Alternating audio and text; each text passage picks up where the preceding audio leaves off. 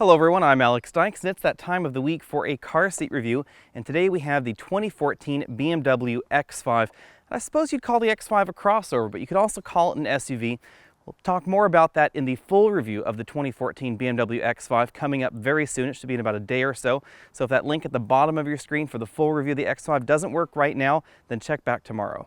The X5 is a reasonably large SUV, so I had no difficulty installing a rearward-facing child seat behind me in the driver's seat. For reference, on that driver's side, I am 6 feet tall. If we move over to this passenger side seat, you can see that the seat is touching the front seat. That's because this seat was adjusted for a 6'5" passenger I had in the vehicle.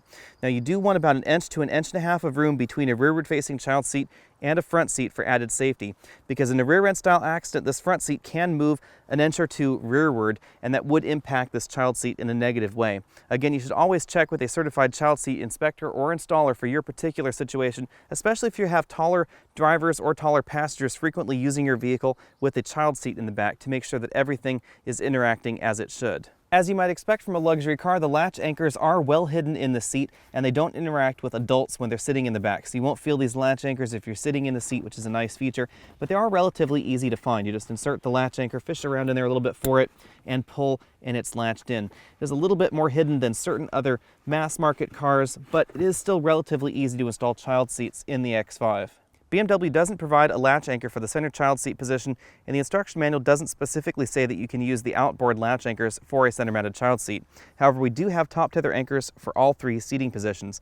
Again, if you get the 7-seat version of the X5, we do not have top tether anchors or latch anchors for that 3rd row seat, although BMW does say you can install child seats back there if you have to. One nice thing to note is that these top tether anchors are decently down the seat back, which makes it a lot easier to use these longer buckle style anchors that our Graco Classic Ride child seats have on them.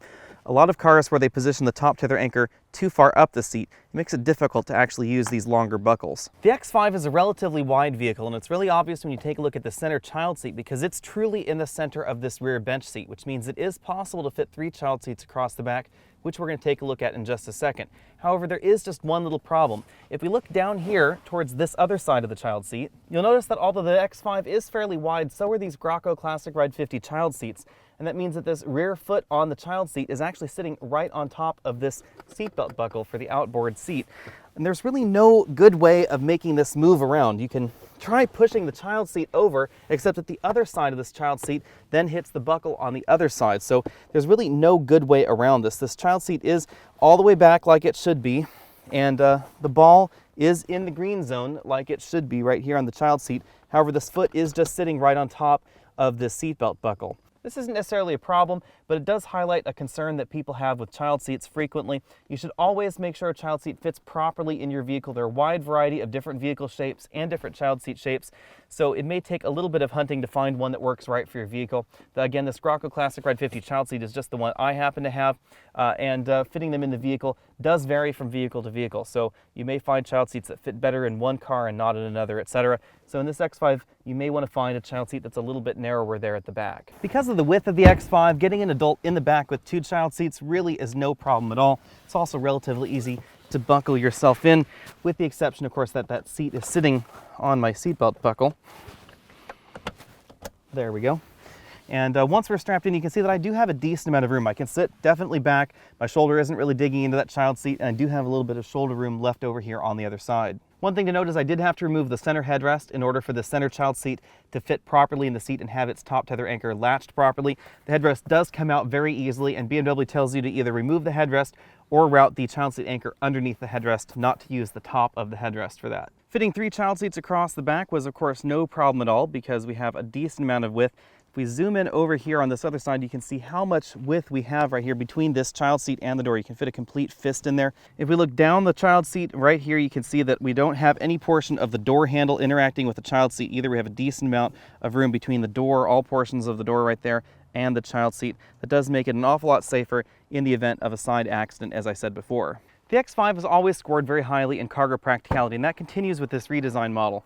We have a power hatch, and BMW hasn't lost their midgate. This is a very handy feature. It's also relatively rare among SUVs and crossovers. Pretty much just the Volvo XC90 and the X5 have this. It is a very handy feature because you can put longer items in the car, and you can, of course, close this mid-gate hatch, even though they tell you not to drive around like this. I know a lot of people that do this in their X5 as well as their Volvo XC90. It really is quite handy because you can close the hatch and have long things sticking out your car. Again, the manufacturer tells you not to do that, but everybody I know that has one does that. On the inside, we also have some additional cargo practicality features that are quite nice. We have 2 large roller bags that easily fit back here. Again, we are in the 5-passenger version, so do keep that in mind. We have a lot of nice cargo features, some additional storage pockets right here. We have some bag holders that come down from each side so you can hang bags on them. We have our standard roller tonneau cover right here with some additional cargo hooks right up high. We also have these movable cargo tracks that are right here in the floor in this aluminum rail. You can move them forward and backward, and you can remove them from the car if you so desire. You can use those to tie cargo down to the cargo floor so that way it doesn't roll around. We also have some additional storage space right below this cargo load floor. It does have a nice hydraulic hinge there so that way it stays open. Because we're not in the 7-passenger version, we do have this storage cubby right here. It is quite a deep one as well. Could probably fit almost 1 roller bag in here. Can definitely put it in, but I don't think I can close the lid quite right. Nope, just a little bit too small.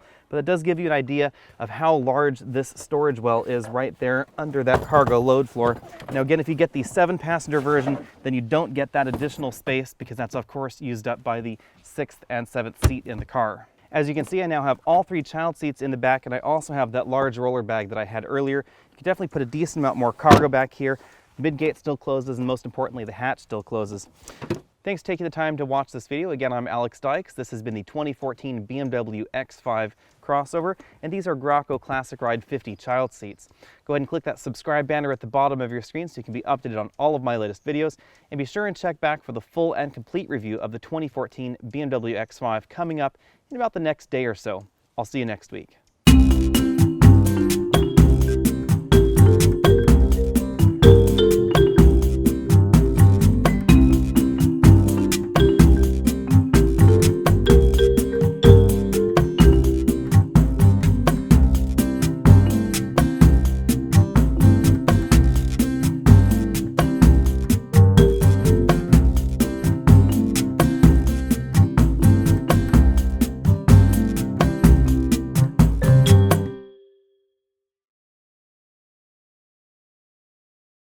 Beatrice.